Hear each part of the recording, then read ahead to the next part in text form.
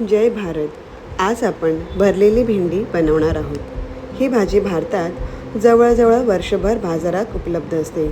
भेंडीमध्ये calcium, iodine आणि भरपूर जीवनसत्व असतात. तर चला बनवूया भरलेली भेंडी. तर भेंडी स्वच्छ धुवून मध्ये चीर पाडून घेऊया. मी अशा प्रकारे कट केले आहेत. आता सारणासाठी घेऊया शेंगदाणे. शेंगदाणे भाजून आणि साले काढून घेतले आहेत. आता त्यामध्ये सुके मसाले त्यासाठी मी इथे घेतले आहेत हळद पावडर, धणा पावडर, जिरे पावडर, गरम मसाला, लाल मिरची पावडर आणि चाट मसाला पावडर. हे सगळे जिन्नस एकत्र करून थोडंसं मीठ टाकून मिक्सरला जाडसर असं वाटून घेऊया.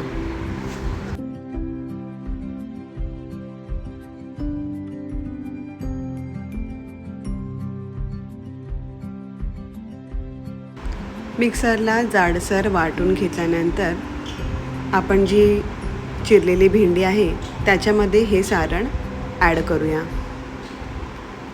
तर ही चिरलेली जी भेंडी आहे त्याच्यामध्ये एक एक करून मी हे सारण ॲड करते. अशा प्रकारे तुम्हीसुद्धा त्याच्यामध्ये हे ॲड करा. मसाले खाली पडले तरी चालतील. तेच मसाले आपण नंतर भाजू शकतो.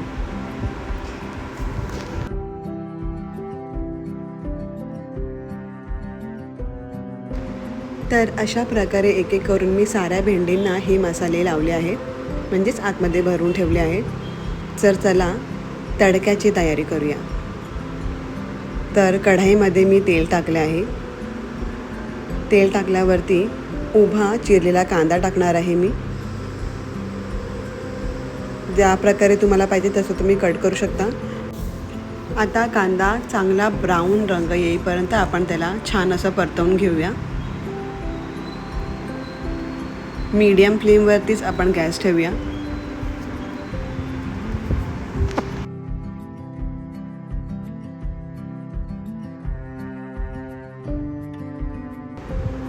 कांदा गोल्डन ब्राऊन झाला आहे.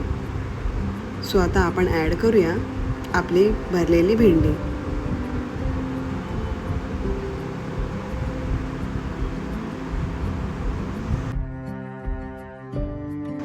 भेंडीला सुद्धा कांद्यासोबत छान असं परतवून घेऊया.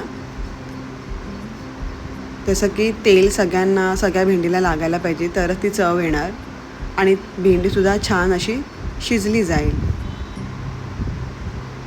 1 ते 2 मिनटं परतल्यावरती आपण 2 ते 3 मिनटासाठी झाकण मारून ठेवूया.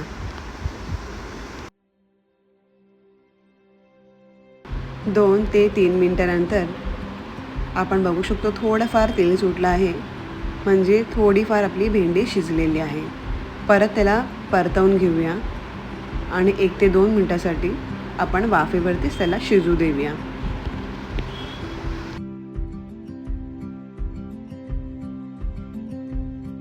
एक ते 2 मिनटानंतर वाफेवरती शिजवल्यावरती आपण बघू शकतो की छान असं तेल सुटलं आहे, म्हणजे आपली भेंडी छान अशी शिजली आहे. आता तुम्ही गरम गरम सर्व करू शकता. Thank you for watching. आणि तुम्हाला ही भेंडीची रेसिपी कशी वाटली ते कमेंट करून नक्कीच एकदा कळवा.